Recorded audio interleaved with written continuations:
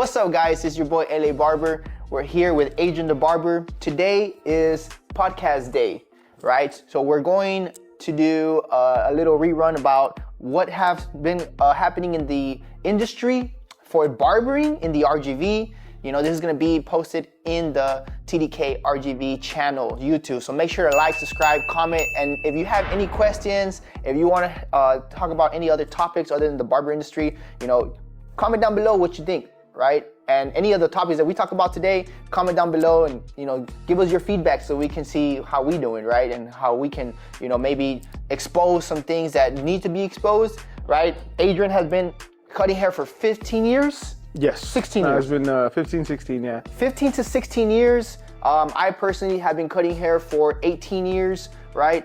Started at 13, he started at 15, 16. Yep. So we're now in our 30s and we've experienced a lot of things, right? So Adrian, tell us about yourself, man. Well, I'm from Rio Grande City. I started cutting hair again, like in high school. I think a lot of the barbers back in the day when we started cutting were more familiar with that type of lifestyle. Barber schools weren't available like they are nowadays. For real. So cutting hair at home, cutting hair for your friends and everything like that was, I think, a lot of the backgrounds of people like ourselves. And, you know, now I own 2 barbershops at the moment.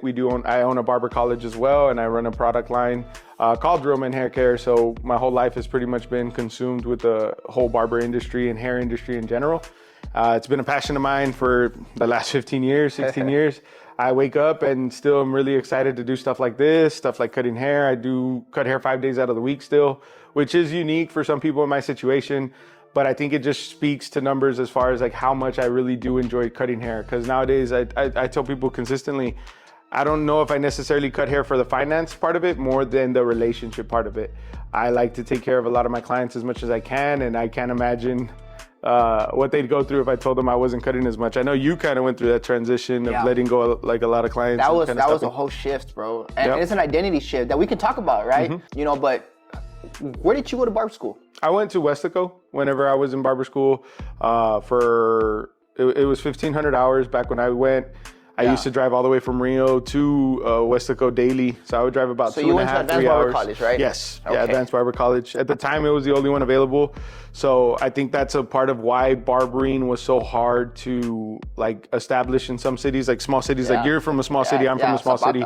So we didn't have the option of going to a school within our city or a school just around the block. I had to drive an hour and a half, again, like I said, for about 3 months. I did that. I was doing about $75 every 3 days in gas. Damn. We were putting in a lot of miles. And then eventually I convinced my grandma to get me an apartment so I could have 3 hours of my life back. I told her, like, Grandma, I could be doing stuff in that time, like cutting hair, like what you're spending on gas, just pay for the apartment and I'll worry about everything else. So your grandma blessed you. Yeah, that was one thing. I think I've always kind of made it clear. You know, I was recently on another podcast and we talked about it, where a lot of people in the beginning, I think being a barber back when we were younger really wasn't something I think it was looked at, like how it's looked at nowadays. You know, people see barbering as a real good way to make a lot of money. Some people see, you know, $100 haircuts on Instagram, 150, or stuff cool, like that. being cool. Yeah, and it is a cool job. When we got into it, I don't think it was necessarily a cool thing. No, the perspective was an old man cutting hair. Yeah. Right? At a barbershop. It was dusty, old, everything. Or you were in a salon. You know what I'm saying? The best part of it was the lollipop at the end. The blow pops. Bro, that was my favorite, bro. Yeah, I knew where it was in Mr. Garcia's barbershop back in Rio, I remember. Mine was Superior Cuts. No. In Zapata. So, when I would get the mushroom haircut. Oh man. I used to get the bangs, the little flicky thing, short all around. Yeah, or the cow lick. You know, you would put a lot of gel and you would just put get it to go straight up. You know, I would get the visor, what's it called? Is the sun visors? The one that didn't have the top, and then I'll flip it around, and then I'll bleach the top, and I'll have my little cow lick. You feel me? That was a cool thing. I remember I bleached my hair at one point. Yeah. And my tia does hair. That was who helped me kind of start off a little bit. It was so funny. Oh, she so could probably inspired remember. By her. A little bit. She definitely helped me out as far as like knowing a little more than most would know about hair, because obviously nobody was around nobody it. does anything else knows about it too much, especially at that time. And she bleached my hair for me because I wanted to like frost the tips and stuff. And she turned me around. I was like, nah, let's go back. Like I remember I felt bad too. And looking back on it, like she spent a while doing my hair, and I had her take it completely off. I was like, no, let's just go back to black eye. I was devastated. But bringing it back to my grandma and everything like that, I didn't have a lot of support. I don't think she was necessarily like upset about it. I think a lot of my family, I think at the time, I'm pretty sure you have a similar story with it. They have high standards for you? Yeah, like they wanted me to do something bigger because when I came out of school, I had a real high average in school. President of the United States. Something, lawyer, doctor, something like that. And I think when I told them I wanted to be a barber, they kind of took it as like I wasn't reaching my potential of what I could be. Okay. And I think you have kids, I guess you could know more than most that you see kids and you want them to see the most of their potential, and sometimes they don't see it. And at the time, I think it was hard because I had to convince them that I wasn't doing this because I was like trying to be lazy or something. It was just like, I saw something in it that maybe they couldn't see at the time. And, and I say it because my grandma necessarily wasn't supportive of it at the time, but she did pay for me to go to barber school. So even though she wasn't like proud necessarily right away with my decision, she definitely still let me do what I told her I really wanted to. So it was really cool to get that. And obviously before she passed away, I'd already been pretty successful in the barber industry. And it definitely changed how she looked at it. And she was very proud of me at the time. So it was cool. And it just goes to show, I think sometimes you got to go against, like if you feel something truly like in your heart or in your passion, you got to go against the people you love sometimes if you're really sure about it. And it's very fulfilling. Yeah. It's very fulfilling as an individual, as a man. Really, like to be able to, I know during the process, the mindset is, I'm going to prove you wrong, right? But when you actually fulfill it, it's like, it's not, I'm going to throw it in your face, but like, whenever they give you that validation of like, hey, you did your thing, and then they kind of like give you that verbal confirmation that, hey, Adrian, it's very fulfilling, especially coming from someone that's very important. Yeah, I think out of everybody, my mom was probably not necessarily like supportive of barbering, but she just like, hey, look, if it's gonna make you happy, we'll do it. Like, and I think as a dad, you want to see that, or as a mom, you probably want to see that, like, hey, look, I just want you to be happy. It's cool to see what barbering has become now, because over the last few years, you've really seen the shift in the industry where barbers are much more respected and it's not looked at as a side hustle or something you do on the weekend. Like for people like us, it's really built a career out of it. Yeah. And that could be a good and a bad thing, because I think some people see it and they want to right away be the Adrian the barber, the LA barber. They want to have this or that. And they forget that we've been doing it for about 15 years to get to the point that we are today. And it's not that it's impossible. It's just not an overnight thing. And that's why I think we benefited a lot from the fact that we were in it before it was popular. Because now that it's popular, everybody wants to be, but now you see barber schools everywhere. I have a barber school, right? I'm a part of the problem.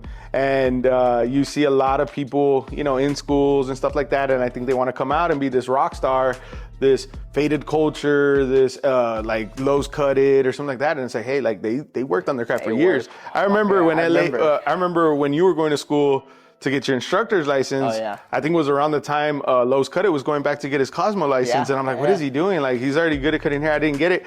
But clearly he saw that he wanted to invest into it. And that's like what it takes sometimes. And the only reason I bring that up is because I think a lot of younger barbers will talk with me or ask me for advice, and they don't get the answer they want right away. They don't get that instant validation that, oh, it's gonna be right off the bat, you're gonna make a bunch of money and stuff like that. Like, hey, it's gonna be work for like 2-3 years. You're gonna work 7 days a week, 6 days a week. Maybe you take a Monday or Tuesday off. And you still might not get the result that you even want. Then, you gotta put yourself in the right situation, the right shop, the right atmosphere.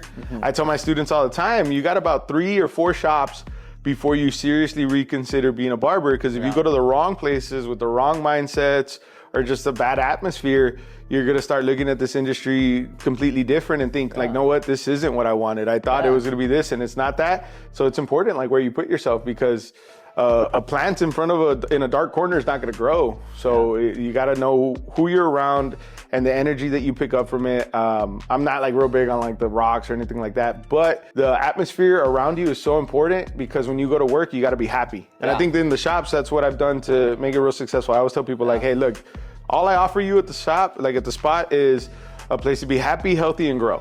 Like those are the three things I can guarantee you. I can't guarantee you anything other than whatever it is that you're gonna make out of it. But at least I'm gonna put you in a position where you can't blame the atmosphere or the place that you're in.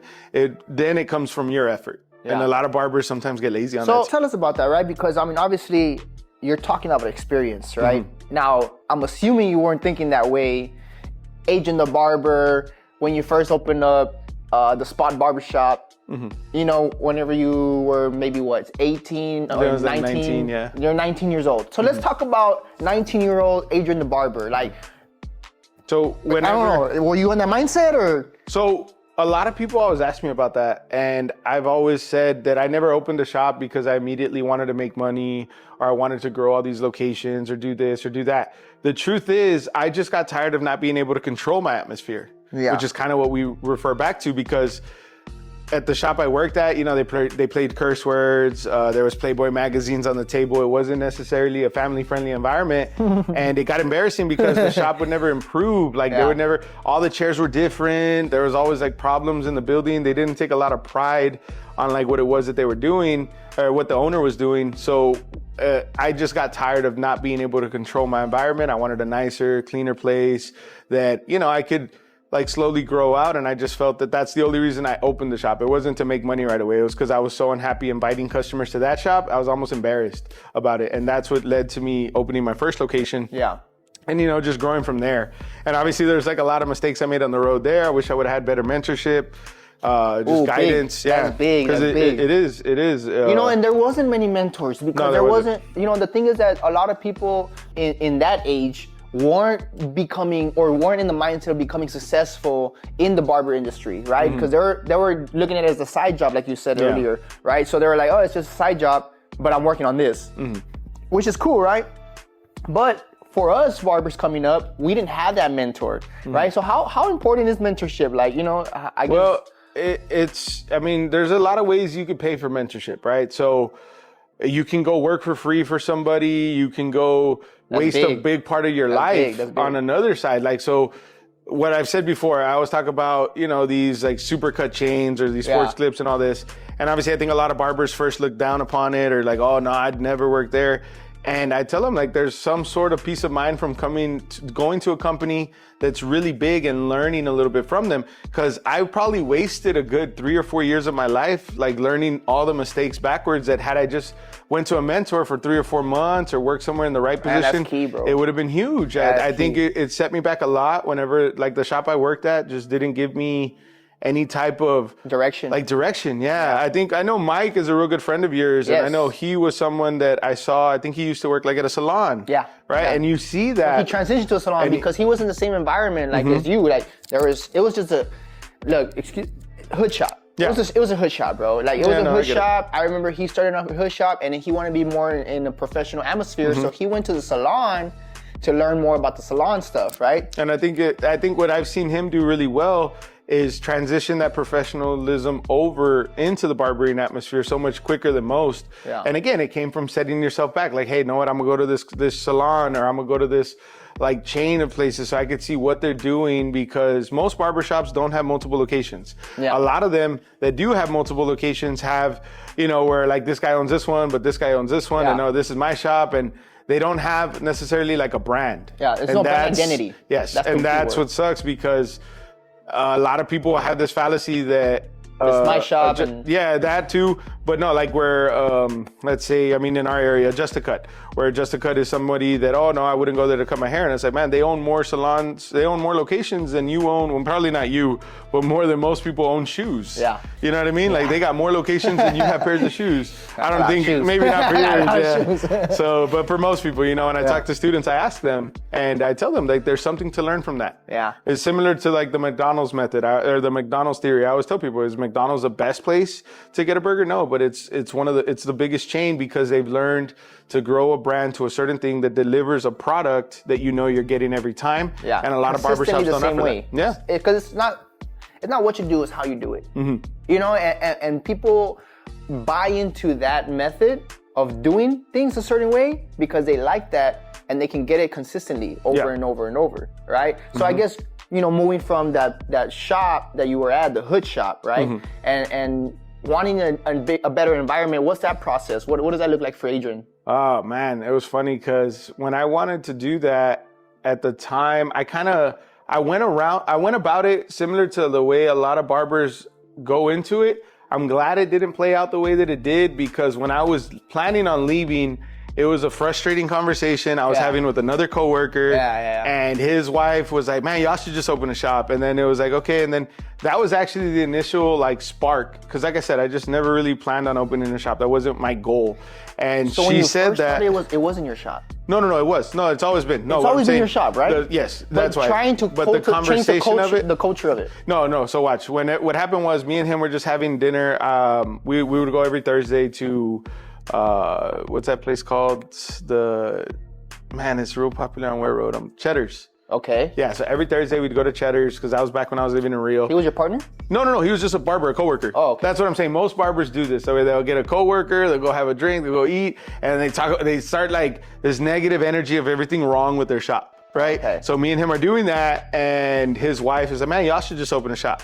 Right. So then I'm thinking, okay, you know what? Maybe I should. And at the time, I mean, Abrielle, like my whole thing with my daughter's 11 now. So she's with the age of the shop. Yeah. Her mother was really reluctant to wanting to live in Rio. She didn't want to do that. At the time I was living in Rio when I came out of barber school.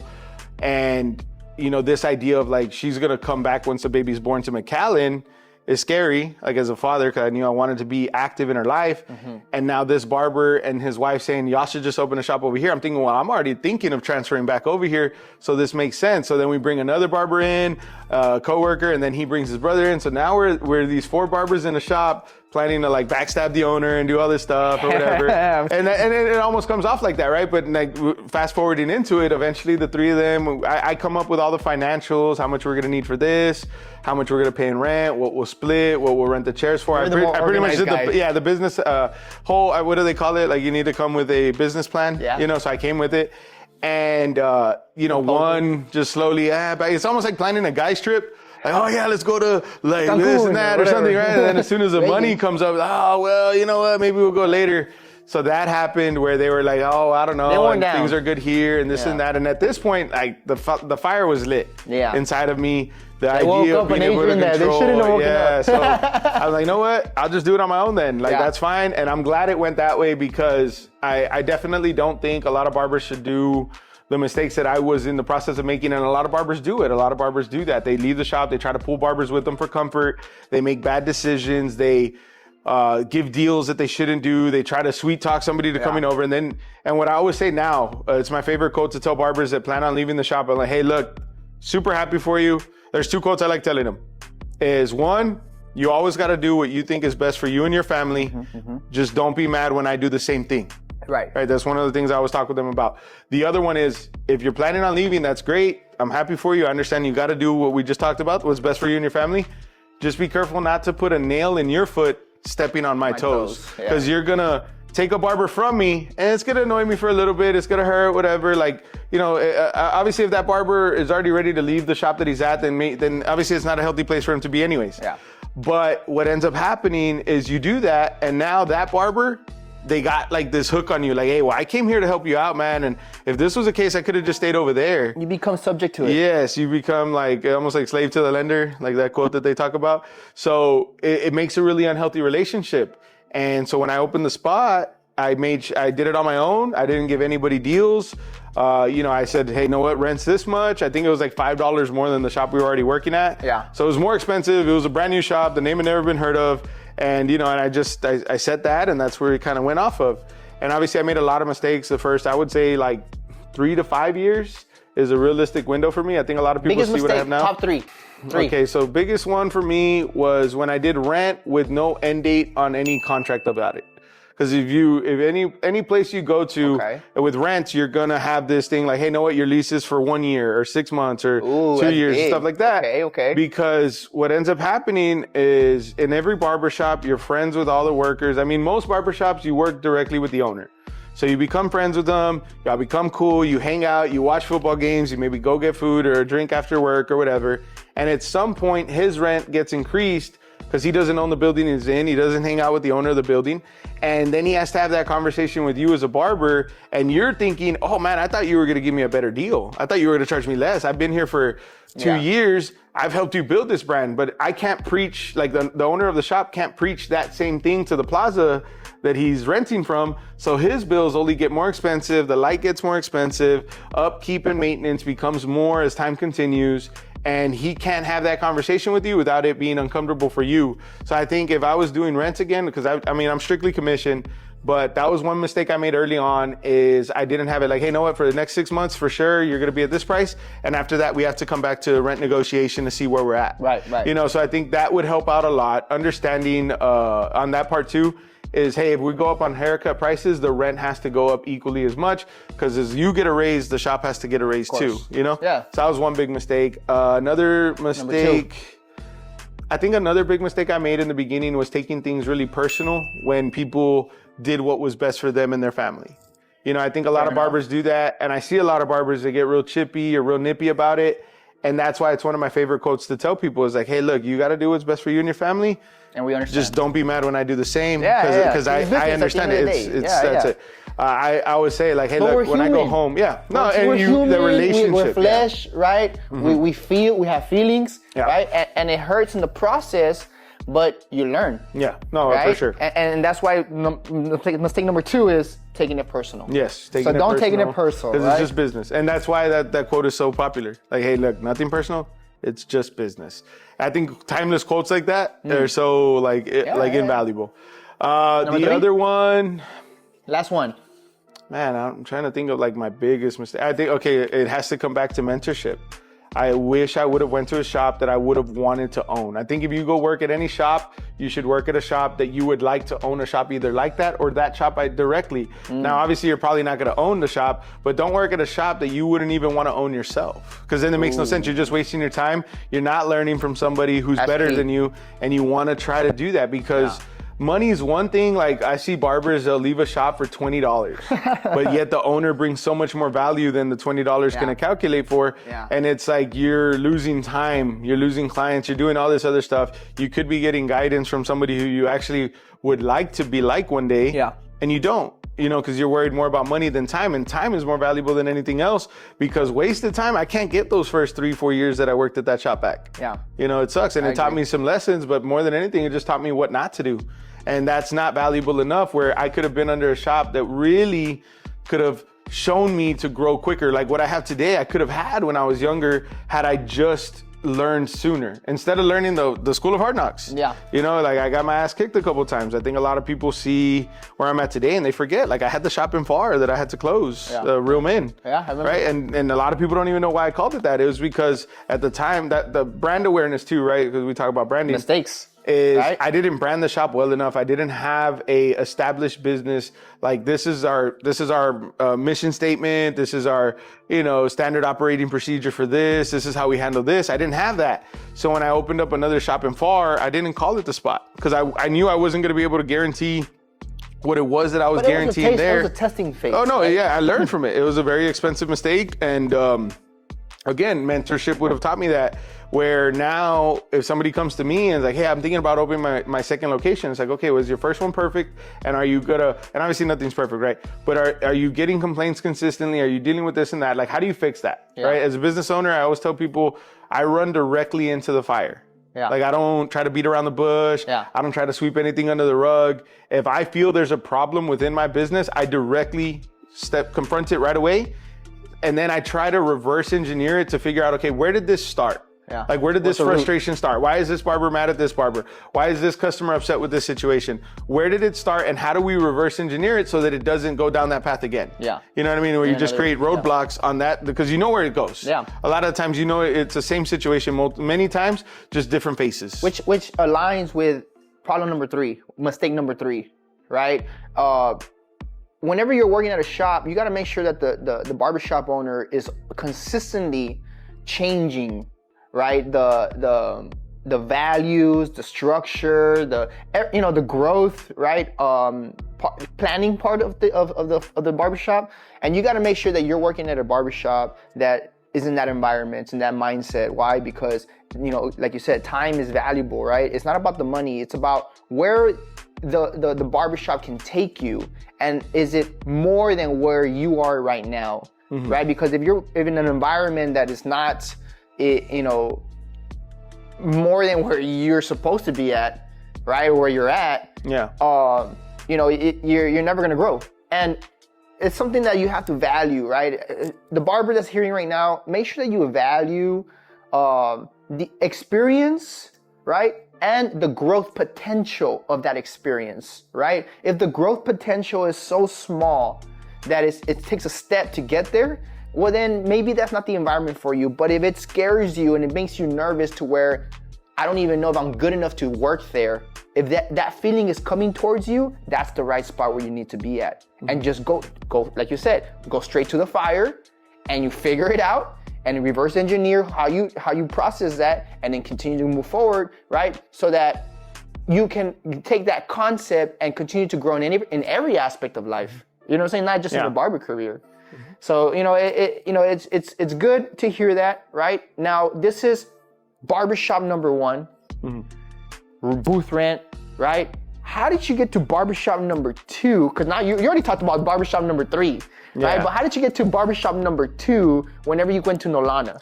So when I first opened the first location, it was definitely something I went into, I think, initially thinking I was already to have 3 barbers with me and everything was going to be cut by a quarter. And, you know, it was low cost, low startup. It wasn't nothing crazy. You know, I think I started that business with like 10 grand. Yeah, if I can look back on it.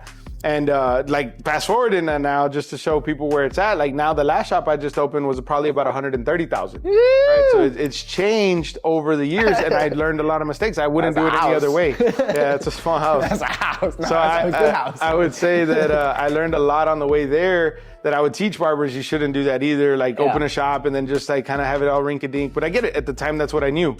So from shop 1 was a small one. Eventually I had 4 barbers, I had to rearrange it. Like my finances were so bad. We had a really nice wooden floor because before it used to be like a yoga studio, but the other half was carpet for like a dark room or something like that. I remember that. And I had to like, I couldn't find the same yoga floor, so I ended up just with a second floor. And I had a vape shop rented from the corner there. Like we were just figuring it out. You went to the barbershop and it was just foggy in there. You're like, oh shit, am I in a club or something? They wouldn't even be customers. They'd be in the back tasting flavors. I was like, bro, like this isn't even for a client right now, bro. Like you're making the shop look funny as hell. So when I went to the second shop is because this was where, you know, I was limited to I think like 7 stations where I was at.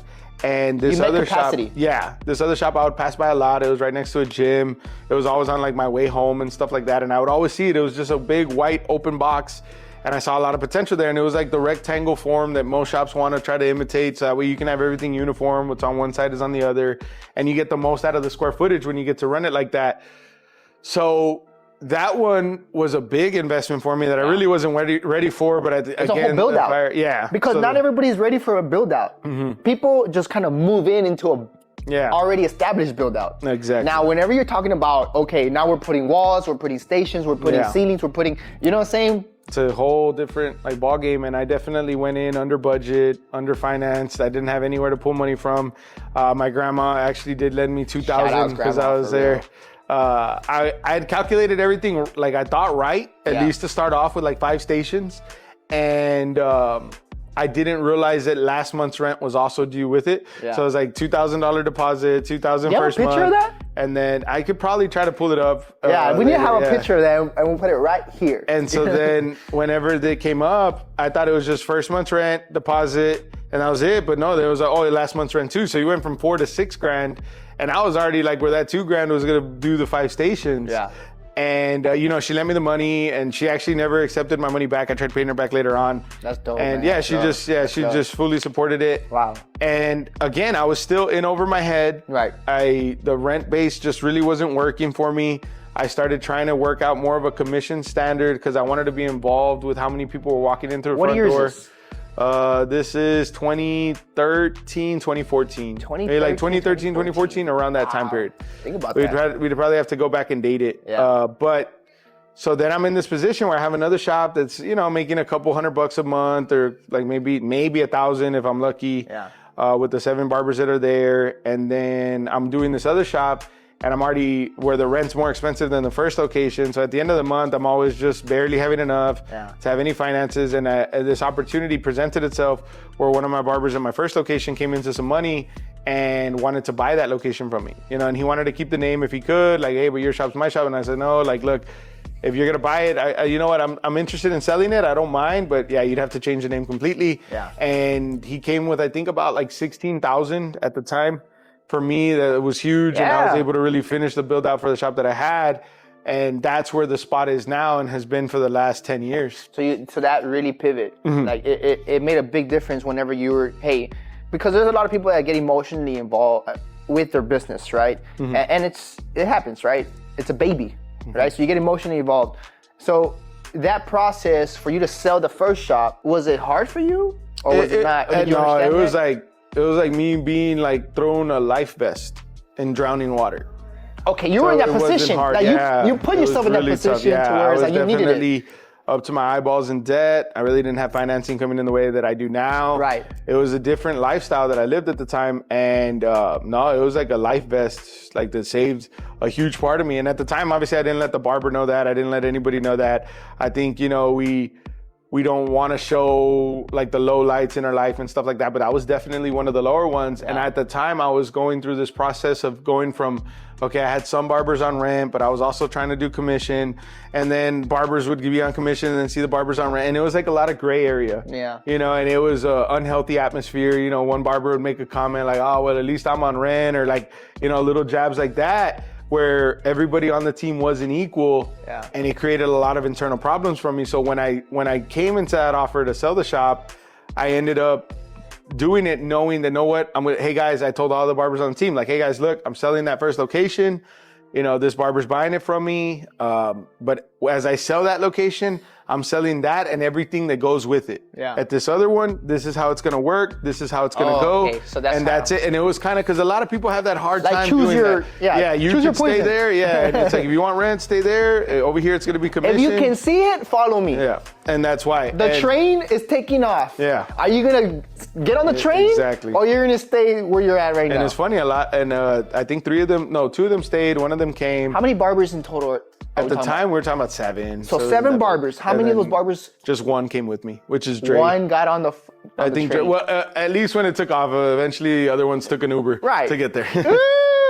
And that was later on. They came over. They see the difference, right? And it was a difference. I think they thought a lot of the clients, so they did change the name, and obviously it was under a different management. And every barber run shop's different. And I think one thing that I've always emphasized is that we're a family-friendly environment, and I want everybody to feel comfortable whenever they come in. And nice. And people don't realize the value in that, with moms, with kids, even dads, like me as a dad, I would hate to take Xander to a place where I felt uncomfortable for him. Right. And I think that's the market I like to target anyways, are like fathers, mothers, people that are family, that they have their situation going on. They look forward to movies on Saturday night with the kids, or it's what you want to create. It's what you want to create, and as an entrepreneur, is creating a better world in your perspective, right? Yeah, you control your office space, and I want it to be a happy one for me and what I value, right? And it just bleeds through what we are today. Yeah. So then now you're growing, right? I guess when you're growing through this, new phase of the Spot Barbershop, right? You start venturing off into a product line, or do you start venturing off into a barbershop first? No, so when I did the shop, I was a part of Team Johnny B at the time. Got you. That's right. Yeah. So Johnny B was another part of my life that I kind of came into, I think, in between the shops. So then it wasn't a total failure, right? Like, let's just say when you would look at the macro, right? Just like you open a Real Men barber shop, hair studio, Real Men hair studio. You open it up, you close it down, and then you open the product line of Real Men. I want to say, or is it simultaneously at the same time? Man, that's a good question on the time. It's crazy how long it's been where I can't remember it. You don't. But I want to say I want to say the product line came shortly after, but the idea for Real Men Hair Care had already been obviously, process. because it was and already... that's why I was like, know what, I'll do this as Real Men Hair Studio, and it'll kind of fit like together. Another part of it too was I wanted to own multiple locations with different names, so that way, like, oh, I don't go to the Spot, like I go to Real Men, or oh, I don't go to Real Men, I go to the Spot, and it's like almost like Tide and Gain. They're owned by the same person, or like toothpaste and everything. Which is contradicting. It's contradicting to the brand identity aspect of growth, right? But and I didn't know that at the time. It's part of the experience, right? It's part of the experience and part of the journey. So then whenever I did the product line, it was years after working with Johnny B. And, I've always said it. I love that company. I think they're a great product. I think the owner is one of the smartest guys I've ever met. And he definitely guided me through the part of life that I needed him for, which was a mentorship that really did come from it. And the only reason I ended up making my own line wasn't necessarily because I wasn't happy there or anything like that. It was more that they had a system of how they taught. And I don't think it's wrong or anything like that. It's just really hard to have the exact same haircut style for everything. And I wanted the freedom, like, to speak on a haircut the way I wanted to. Like, hey, you know what? On this one, I'm going to start like this. And on this one. And with there, you really couldn't, because at that point, they're almost like, structure. They had structure. It's all our classes go like this, and this. Hey, and it's because they're doing multiple. Standard operating procedure, right? Exactly. And at the time, I didn't understand that enough. So I wanted, because you didn't have it. Yeah. And I didn't have that type of business sense to understand why that was so important. And I got it. But the other thing I've always been too is, I've never worked a job. I've never technically had a boss. Like, he was probably the only person that was necessarily my boss. So I've never been told what I could and couldn't say. And there it was like I felt a little limited on what I wanted to talk about or teach about. And the product line necessarily wasn't even the part of that process yet. I just started doing classes on my own. I know you would do classes, like just cutting classes, business classes and stuff like that. And a lot of the times, they're not financially worth it. You're talking about, I can make a lot of money in the shop, and I'm choosing to be out for a day or two to teach other barbers how to be better, and my family's suffering from it financially. I remember. So when I made the product line, it was so that it could recoup some of those losses and kind of, exactly, just to support it. Exactly. And I wanted to teach people because I learned that I love teaching people, and I loved educating as much as I could. This was just the way that I was able to financially offset what I wasn't making at the shop at the time. And it was a cool way to just build a brand for something hopefully bigger, like a life project for me. No, I agree. I 100% agree. So then moving forward, right? So then you opened up Real Men Hair Studio. Then you open up the line to sustain the passion that you grew through Johnny B. Through education, yes. Right? So then from there, talk to me about, I guess your growth stage with the product line. So the product line, it's definitely something a lot of people don't realize that is super difficult to tap into. I met the right people through Johnny B, and I understood the process at that time to a high level for my age, and I've learned a lot since then. But the product line, man, it is its own baby, and it requires more work than anything else I've ever worked with. And that's why I haven't been able to grow it as much as I would like to. It does really well inside of our shops. I try to make content for it as much as I can. But if owning a shop was like having a baby, opening a product line is like having triplets. It's just so much more difficult. You're worried about so many aspects of it. Quality control, shipping, branding, photography, videography, the processes of it. And there's a long-term project that like Real Men has a long-term goal for me. It's just I'm not ready for it yet financially, which is why I continue to try to grow the shop.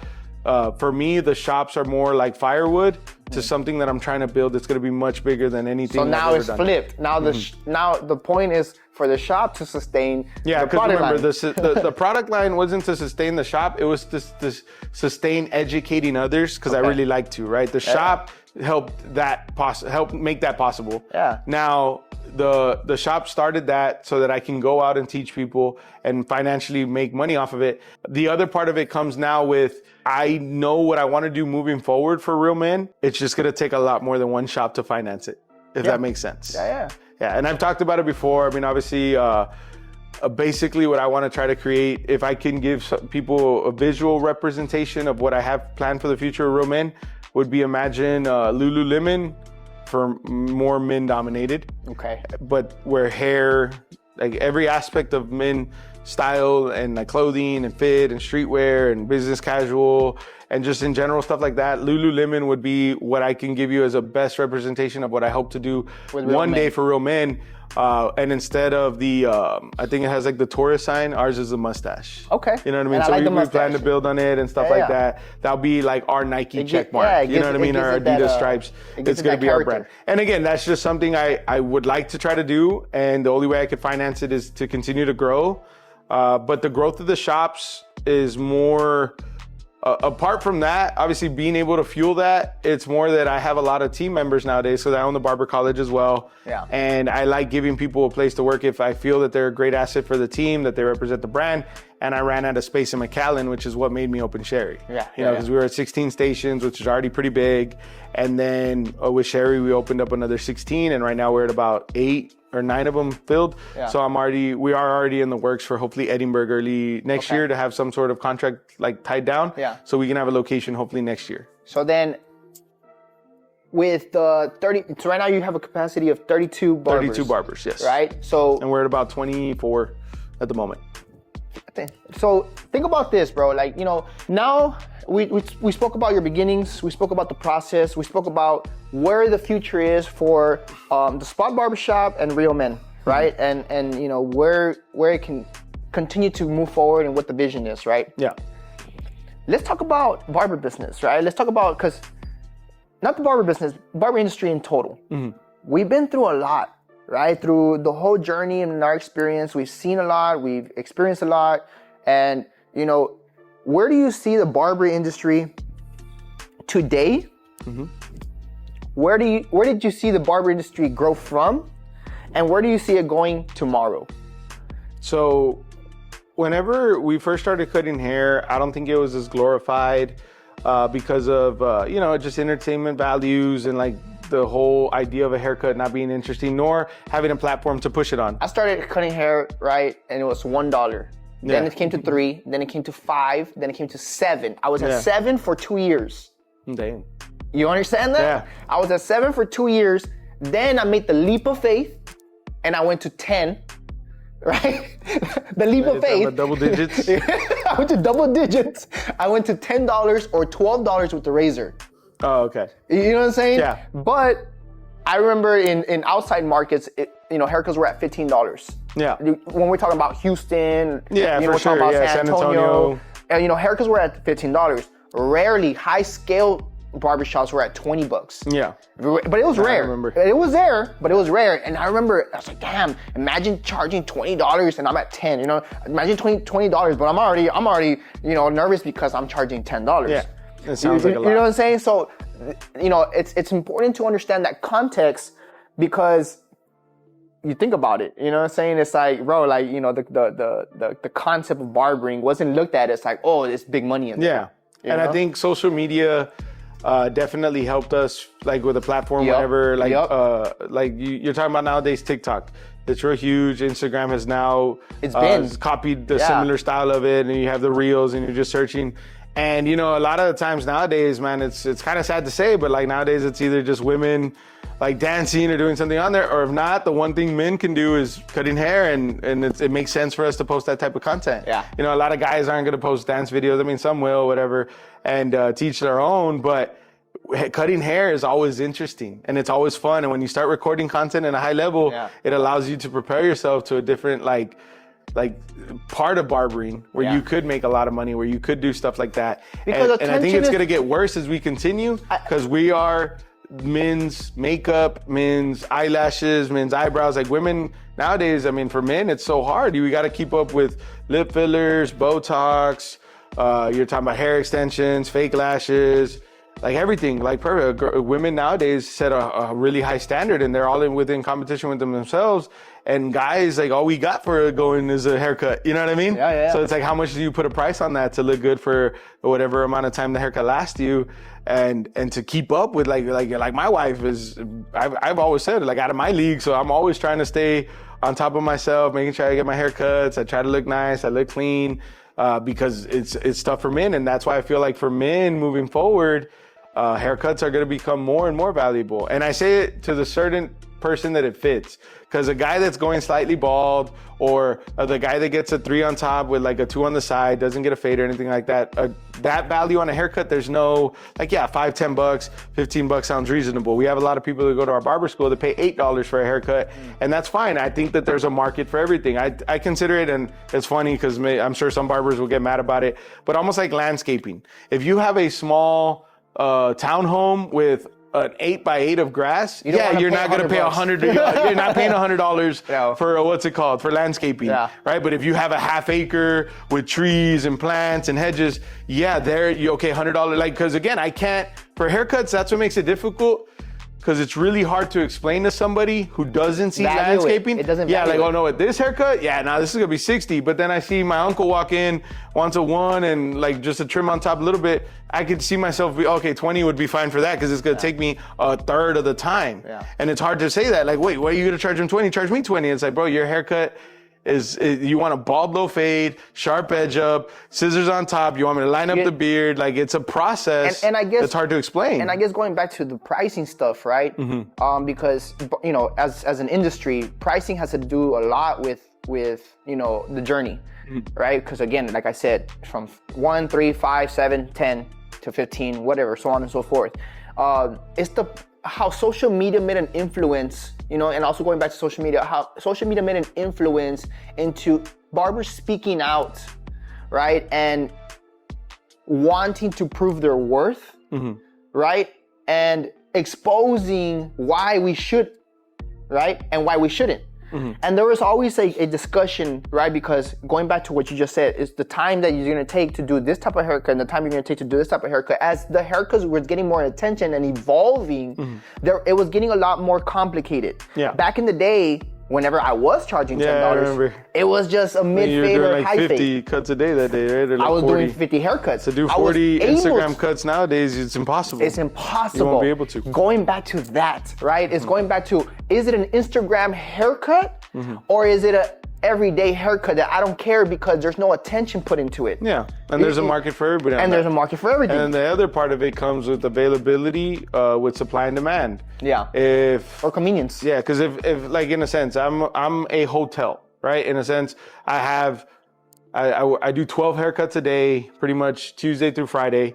So I work 6 hours, I do 30-minute slots. So if I have 12 rooms to rent and all of them are always fully rented, or if you sell plates, if you sell chicken plates, if you sell 12 plates a day, that's all you could sell because I'm limited to what my hands can do. I can't multiply it by 100. I can't scale my haircuts, right? So if I do 12 cuts a day and I'm sold out every day, at some point in business, you'd be like, okay, if you're only selling 12 plates and they're the best plates and people want them and they sell out every time, go up $1. Because somebody is willing to pay a little bit more for it. Like just like Yeezys, just like certain shoes. It's like, why don't certain shoes go for double online immediately after coming out? Because they didn't sell out. They're not in demand like that. There's no process for that. And it's just a market like that. So with barbering, I've always said my rule of thumb, and I actually like to follow, I know Ivan Zoot has like a thing about it. If you're booked about like 85 to 95% of your week, because remember, there's dead time that is gonna just be hard to be booked in general, which is gonna be your Mondays, your Tuesdays, your Wednesdays. Because of human behavior. Right? Because availability, people are at work, stuff like that. Thank God, like I'm at the point where my Tuesdays feel like Fridays, like Saturday. I don't have a day where I'm not fully booked pretty much, and it's awesome. But once you're at that point and you're booked about 90 to 95% all the time, the only thing you can do is go up 3 to 5% on your haircuts, and at some point the market will tell you where your value's at. I think nowadays, even with shoes, you're able to go to StockX and all this stuff, and you'll literally see like a ticker, like a stock market for what that shoe's been selling and retailing for. And it's whatever the market tells you. Which I want to talk about that, right? That's the whole point of this conversation about the industry, right? So as a price point industry, okay, we understand that, it started here, the social media brought attention, then it brought a desire for other people to value a haircut. So then they wanted to try out different haircuts and different looks, and then that made them feel really good. So then that started getting popular, and different styles started coming out. Burst fades, South of France, like mohawks, designs, and so on and so forth. Moving forward to now, right now, people value their haircut a lot more because they want to feel that new look and that fresh feeling, right? Yeah. Which is because you go to like right now, mullets are really popular. Go to a mullet when your dad was like 30 years old or something like that. It wasn't like what you're seeing today. Like now they're calling it the modern mullet because like there's a lot more skill and blend and like styling that goes into it that my dad wasn't wearing back in the day. You know what I mean? He would throw tres flores on and he had like no connection. It was just, it's different. And I could assure myself that those cuts would probably take me a good 8 to 10 minutes. And I could charge a lower price for it. But it's just so hard to explain to people how some haircuts are worth more based on other things, and there's no stock X but now ticker there's a value standard. for it. There's a standard to a market value to it, right? Yes. It's like, let's just say I do an old school mullet. That old school mullet it used to cost me $8 to do, but now the standard market value of a haircut is $20 and up. Yeah. So I could charge $20 for that mullet because it's only taking me a little bit of time, but at the end of the day, your still starting point is at $20. You know what I'm saying? So what would you say market value in 2024 is versus what we just talked about? Yeah, so right now, from what I see a lot of like 25s, and again, I'm talking about McAllen. Obviously, I know my buddy lives in like Colorado. We were just talking the other day. He does like $55 walk-ins, right? That's crazy, yeah. And I want to talk about that, right? Because like Austin, it's major. they're at about 45, 50. Right. You know, it's all based on your area, right? But so for McAllen, you know, I see anywhere from like 25 to 35, depending on what you're getting or where you're going. And then of course, like beards, eyebrows, all that stuff are just added variables. And anything extra should be extra to an extent, depending on what the barbers do. So as far as for me, I see it at about, like 25 to like 35 is more or less market value. I see some shops that maybe run $20 specials here and there. Okay. I don't necessarily agree with that, but to each their own. Right. I could see it to an extent where it makes sense. But you're not going to sell a pair of Yeezys cheaper on Tuesday than you would on Saturday. You know what I mean? And there's pros and cons to it. Yeah. And I've obviously argued about that before a bunch of times that, hey, look, my gardener, whether he comes on Friday or Tuesday, he's charging me the same price. Yeah. I don't get a special from him. A lot of other places really don't do specials. They might have other things, like maybe Tuesday offer free eyebrows, but don't discount your service, because then once you pay a discounted price for just about anything, it makes it hard to ever want to pay full price for that product again. And multiple people doing that makes the market crash. It's the same thing in any you're a market. race to the bottom. Right? So I think back in 2014, it was bringing awareness, right? Because that's what a lot of people were doing. We were crashing our own market by doing that particular move.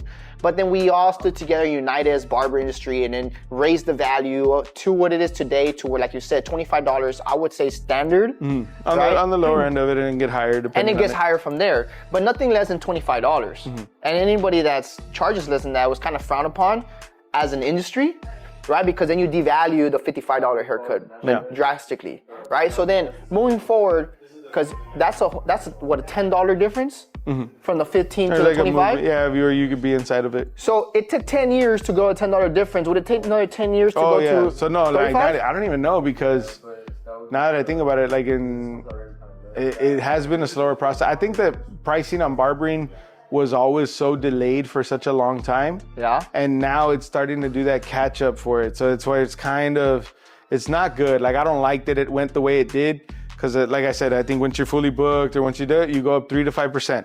So 3% on $30 is $1, or like 90 cents. It's like a certain percentage. It ain't a lot. Yeah. But as long as you would have been doing that consistently over the years, I think now being at 35 on the normal end wouldn't have been so unreasonable. Right. I think a lot of barbers like to do this from 20 to 25 or 20 to 30. And they don't understand that if gas went from $3 to $4.50 overnight, which is a 50% increase, which is what you're talking about when you go from $20 for a haircut to $30 for a haircut, it becomes almost unreasonable. You wouldn't see that with milk, you wouldn't see that with bread, where a 50% increase just from one day to the next is not something you're going to see in the everyday market. And again, barbers aren't taught enough about that to understand 3 to 5% every year or every 9 months, if you're really good about it, is fair. And we would have been at a different price so much quicker and a higher price, and it wouldn't have felt so overnight where customers felt bamboozled about it. Or the other part of this that makes it hard is the relationship that we have as well. Okay. Right, because every customer we sit with is really cool with us. I mean, I'm friends with all my clients. We have great conversations, and it's always an awkward conversation. Like, hey, look, I know it was 30, now it's 35 or 33 and stuff like that. So, okay, it's hard and awkward, right? Yeah. What are your thoughts on, because you have a barber school, what are your thoughts of a student that's been cutting hair for 1 year, hasn't even had a license yet, and he tells you, oh yeah, I'm charging $35, $40 a house call or a haircut, right? Or he's in a shop and he's charging $30 a haircut, $40 a haircut. What are your thoughts on that? I mean, it's kind of where Remember, 1 year and you have 15 years, right? I know, yeah. Obviously, I've always said that it's not always about what the barber charges, because you could charge, like someone could charge 50 and I could charge 40. And if we look at the numbers at the end of the week, I might double what they make because of the demand behind it, right? Because you can have a barber charging $50 and do one haircut all day, right? Versus a barber charges 30 and he does 12 cuts a day all the time, or 14 cuts or 15, right? Right. So obviously, for me, I've always said you should care about what you're making at the end of the day. Right. That should be your priority, and then other things come with it. I'm glad you said that. Yeah, because again, there's barbers that charge 40 that make $120 in 3 days. You know what I mean, or 2 days, but they're there for 20 hours to make that. And it's like, you'd be better off at McDonald's. You would have had at least benefits and Social Security and taxes done for you. Like, you would have been better off. And then not only that, you're talking about sometimes you owe rent at the end of that. And it's super unprofitable then. And when you really begin to think of it like that. Yeah. So, I mean, for barbers that are coming out of school, I mean, if you put yourself in the right shop and the place is already charging 30 for a walk-in, and they trust the brand or anything like that, and they come out and they don't care how long you've been cutting hair, they just trust the place, well, that's the benefit of going to the right place. But it's, again, finding that place for yourself. I'm not mad at it, because nowadays I think there's a lot more education that barbers get in school than when we were in school. Yeah. I think there's a lot of YouTube academies, like free education, like YouTube University, that you can get for free. And it's because you could put a year in of work and somebody else could put a year in of work, and it ain't the same work effort. Yeah. You get me? You could be like 10 hours a day trying to get better, and he could be doing 1 hour a day, and his year is not your year. Yeah. You did 10 times what he did in 1 year. Yeah. You get what I'm saying? So speaking about years, just right? Work. So now we let's scale it, right? Because we're talking about per haircut. Let's ask that question to where everybody wants to know. How much is a barber making a year? Ah, man, I think right now. And obviously, whenever you look at the stats online. Yeah, if you go online, and I think it's healthy. I think it's healthy. No, it's about 35 to like 45, maybe 52, depending on the area. Yeah, stat-wise. Okay, but in reality, In reality, I mean, I see barbers that make over 100,000 really easily. Like me, yeah, like fairly easily. To some extent, if they're in the right situation, the right thing, and they put in the right effort. Because it's easy if everything else around you is already set up to be done. Like, in a sense, you're not out there, like for instance, my barbers, when they come to the shop, not one of them goes out and hands out cards, not one of them like promotes or does anything, those two things. Like, no, they're just at the shop, and the shop is already sustained enough that they know when customers come in, they take care of them. We have a certain process for it, and you just build on it. And every year, looking back on it, like at least the last 3 years, the shop has grown anywhere from like 8 to 15% month over month basis. So every year for the last 3 years. So it's been really cool. Every month? So you're talking about, well, like month wise. No, so like from like, let's say August of last year to August this year, month to month. Oh, every It might year. be, every year you're able to see it, where it's about 8 to 15% depending on the month. Okay. Right, so like I think in August we had our first $100,000 month at the shop, which was really cool for us. This year, the shop looks to do, I think last year we went like right under $1 million, and this year, the McAllen location will do about 1.1 million. Okay. So, and again, so it's what, just, it's easy. 10% The what? increase? Yeah, I want to say on that one, it's about like 8.5%, 9% increase. Okay. Oh, year over year. You know, I guess Overall for the year. for any barber that's watching, right, especially in the RGV market, I think it's a good insight, right, to understand scaling, right? It goes back to not just your SOPs, but KPIs, right? KPIs are key indicator performance. What is it called? I'm trying to see the KPIs, key performing indicators. Yeah, there you go. Key performing indicators, right? Yes. So you gotta understand your KPIs, your key performing indicators, right? So it's like, are you scaling your services? Are you scaling your revenue, right? And if you do that, then you can really understand if your business is healthy or not, whether you are in commission, whether you're in booth rent, however you want to take it, right? You can't scale it by, oh, I charge $40, $50, $100 a haircut. Because what is at the end of the week, month, year looking like, and are you scaling that? Yeah, because if you look at a barber that went from $20 to $25 or $25 to $30, you're but like, oh man, less. he's up a percentage. Yeah, but at the end of the week, you got to see what that looks. Or when barbers are in rent and they believe that they're going to lose money by going to commission, but at the end of the year, you're making more on commission, well then why wouldn't you want to make more money, even though the structure's different? That's the biggest mistake a lot of barbers do going into a shop, is they immediately ask either what the rent is or how much commission they're gonna lose, when in reality, I go through so many interviews, bro, and then the first thing they say, hey man, I like your shop and everything. How much is booth rent? Well, okay, I mean, who are you? You know, hi, my name is Luis, right? What are you about? Like, let's see if you fit my culture first off the bat. But like you say, their mindset is, how much is booth rent? How much am I gonna lose? Yeah, I think a lot of people are like, what am I paying? Like, what is this business making out of me? And it's like, what are you gonna make out of the business? Exactly, and that's the misconception, right, of an individual. Yeah, because you can go to a place where you're paying, let's say $100 a week, and you get to take home $500. Then you go to a place that, let's say you're paying $200 a week, but you're taking home $1,000. Well, then you're talking about making $400 or $800, and it's literally double, even though it doesn't look like that right away. Yeah. You gotta look at what you're gonna take home. And a lot of barbers, I always tell the barbers too, like at some point, especially 'cause I do commission, I said at some point in the beginning, every time they get like their first check or their first situation, I always ask them, like, it feels good, right? Like, okay, great. I want you to remember that feeling, because one day you're gonna do the math on what I kept and understand that that's when we're gonna begin to have a problem, because you're worried about the wrong thing now. Yeah. You know what I mean? Like, because you're not worried about what I'm making right now. You're just happy that you're making $500, $600 to, like, I think I had a new barber make $900 in his first week. Like in his first week or two. And don't get me wrong, he was there like open and close. He did his thing. Yeah. I think he made like over $900, not including tips, in his first week ever, like, or within the first month. Let's say that, right? Okay. And it's crazy, right? So he's never made that type of money before, but he didn't worry at all about what he was just so happy to what he made. And at some point, again, the business is built, like if you're going into a business that's that established, understand that it was built on a background of understanding the finances for both you and the business and how they're gonna grow. And whenever you start looking at what the shop's taking from you or making off you, you're kind of going about it the wrong way, because it's always based more on, okay, well, how much am I making? Am I making more than I made last year? And how do we build on that? What can I do to continue building on that? And if you're truly unhappy with it, then for sure, you should try to open your own business and see how that goes, because it's not going to be bad all the time, but it's not always going to be good either. Yeah. And there's a lot of like misconception on that everybody thinks everybody's going to be an overnight success, and that as soon as you open, you're going to make a bunch of money. And for the first 5 years, my business wasn't worth owning, and it was very annoying. I remember I was ready to get out of barbering.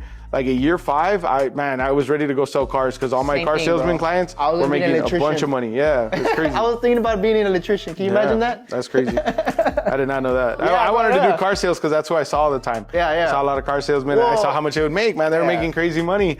And I'm thinking like, man, I can go sell cars. I feel like I could do anything well, but like I really loved hair, right? But at that point, I didn't love hair. Yeah. I didn't love owning a business. The pain was bigger than it was tough, yeah, because it wasn't worth it at that point. Like I would have been better off, honestly, for a large part of my life, like the first 5 years, I would have been better off working at a shop, paying rent or commission. I would have been taking home way more money, because I was consistently putting back in or having to deal with this and that. And it was tough. I wish I would have known to do what I've done now. And again, in 5-10 years, I don't know what I'll be doing then, but like at least for now, I know the best thing I've done recently is when I opened my Sherry location. Like I did it from the ground to the top, done. Like when you walk in there, the first day it was open, it was established. It wasn't like, oh, let's just do 5, then we'll start. And once we get some barbers in there, I'll do it another couple. No, like when you walked in there, it was that wow factor that, oh man, this is a nice shop. Because that first impression, you can't buy back. Yeah. You know what I mean? And there were so many times that I wish I could have done that more with the first shop I had a lot of first impressions that weren't great, and you can't get that first impression back. Yeah, it's gone forever. It's a super strong thing, and now we're building on it. Which is the importance of mentorship, right? Like through your experience, you're able to do that for yourself, right? But if somebody was able to do that for you right off the bat, that would have been a major blessing, right? Yeah. So it's just, these are just people don't value it enough. Yeah. It is something you got to work on. So I guess pretty much we went over the topics of, you as an individual, you as a business owner, right? We went through the industry, how it's grown, where it's at. Where is it going, bro? I think it's gonna be even bigger than what it is now. Just the way that all these like lash techs, nail techs, like that beauty industry, that service industry. It's cool that we're in it because, again, you don't wear your front yard, right? So there's only so much you're gonna put a value into gardening or to landscaping. And some people do. I think as we get older, it becomes like a fun little thing to do on Sundays. But when you're about 20-some to about 35, like you wear that haircut. You rock it, you go out. It's a big statement to who you are. And I think that's why barbering is gonna benefit so much from it, because social media is huge, image is huge. Like you're talking about the way you look says a lot about you, and to the right person in the right market, it's going to be a high value ticket that I don't know where the limit reaches, but I just know that cutting hair for barbers, I feel, is going to be beneficial more as we continue to get into this beauty industry where men want to look better, not necessarily beautiful, but clean, cut, trimmed, maintained, all that stuff. It's huge. I mean, look at where Manscaped's at. Like Manscaped from 10 years ago to now, it's a big difference because men are taking care of themselves more than they ever did. And moving forward, I think they're going to take care of themselves even more. I don't think it's going to regress. I don't think it's going to get worse where men just don't care. I think haircuts are a huge statement, and barbers, the only thing that barbers have to worry about is themselves, because like there's a lot of other barbers that are coming for your spot. There's a lot of other people that are hungry. There's people that want to take your clients, that want to do this, that are willing to take deals. And that's going to be probably like the ugliest part of the industry for a while, because now barber schools are so accessible. Yeah. So the actual barber license is a lot easier to attain. I mean, now you're talking about, it used to be $1,500. Now it's $1,000. So I think back in the day, the $1,500, I didn't like it either, but I remember one barber told me, I like it. It weeds out all the people that ain't built for this, right? And so now it's a different road to being a barber. Nowadays, you have them in high schools where a guy can come out at 18 years old with a license. And again, that obviously is its own problem, but if you just worry about yourself and every single person you take care of, it's a problem you really don't have to worry about too much at all. So do you think it's gonna go less? The what?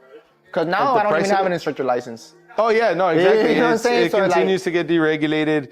I don't know if it'll get necessarily less than what it is particularly now. in Texas, right? Yeah, because now the Cosmetology and Barber Board have joined. So I actually think barbering and the barber school is gonna have to level up a little bit. Higher standard? To where the Cosmetology Board has always been. Now that they're together, I see changes internally already that I'm happy for the school. I think it's really good now that we do have that, because there's a little bit more of a standard operating procedure that the cosmetology side has been following, that the barber side is now, like now we're gonna have to go do classes to retain our license. Really? Yeah, starting in 2025, you're gonna have to do 4 hours of continued education, just like cosmetologists have been doing since, I don't know when. I know my tia was a cosmetologist in like 2000 and like way before that, but in 2012, 13, she was like, oh yeah, I have to go do this class. And so they've been doing it for over 12 years at least, probably way more than that, but barbers haven't. And now you're seeing it where, okay, now they're starting to do that. And I feel it is because of the Barber and Cosmetology Board being joined together. So guys, for those that are watching, the barbers that maybe see it on their license. Stay tuned, that's the future. Because I've had it. No, but I've seen it. No, because they'll see it on newer licenses. It'll say Texas like cosmetology and barbering. And I've had cosmetologists reach out to me asking like, hey, does that mean I'm a barber now? And I'm like, no, it just means the board that oversees cosmetology and barbering are one, so it's one on the license. But yeah, no, if you're still a barber or you're still a cosmetologist, you can have both, but the board is what's together now, and on the paper, it does confuse some people. No, especially because I just renewed my license. Oh, okay, yeah. I just renewed my license, and it said, it was called something. They even changed my my number. And now they added more zeros to it or something in the beginning. So they even changed my number. And that's because we're going over to the cosmetology program together. See what I'm saying? So the future of barbering, just to stay updated. It has goods and bads. I think it's like anything, but in this industry and in most industries, there's enough for everybody. I think it's for the good. There's enough for everybody though. Like if you're good at what you do, you're gonna get whatever it is that you want out of the game or out of the industry, from cutting hair, from whatever it is you do, tattoos, like nails, whatever. If you put in the effort, it will bleed through the process. Okay. It's a part of it for a long time. Thank you for, pulling up, man. Yeah, no, for sure. It was good to it's always good to see you, right? It's always good to speak to you. We have always exchanged ideas and perceptions on, how we are experiencing the barber industry. I hope everybody that's watching took some gems out of here, took a little bit, maybe a lot, right? But if you are not a barber and you wanted to venture off into the barber industry, this are just a couple of things that you can take into perspective as far as like, where it's been, where we're at today and where it's going, and you can make a decision and maybe pursue that passion if that's what you want to do. But again, this is the TDK RGV channel. Make sure to like, subscribe, and comment down below if you want to continue to see these types of videos, if you want to continue to see more of the barber content. We have so many things and so many aspects of, the brand of TDK that we have to offer. We've met so many people, we've experienced a lot, and, always collaborating with industry leaders, right? Especially like, Adrian. So Adrian, appreciate you for coming, man. For sure, man. If y'all have any other questions, guys, my Instagram is Adrian the Barber. I'm starting to try to do YouTube a little bit more now. I did finally put up a video for the first time in a while. But yeah, if y'all have anything, guys, I'm always genuinely trying to help people out authentically. Even like, I think a lot of people do it like for financial aspects, and it's more for me. I like teaching the future as much as I can, and I know it pays off later on in different ways. Yeah. So make sure to follow him. He's always dropping gems on his Instagram. He's now a big influencer. Not really. I'm going it. I tried to. It's fun. So make sure to follow him, man. And then maybe one day we'll be on his podcast. Yep. And then you can see some content there. Yep. You know what I'm saying? Real men using real men. I've always said that one is going to be like the one I want to do. Hey, like real men on real men or something like that. It's going to happen. So stay tuned. Thank you, guys. See y'all soon. Later.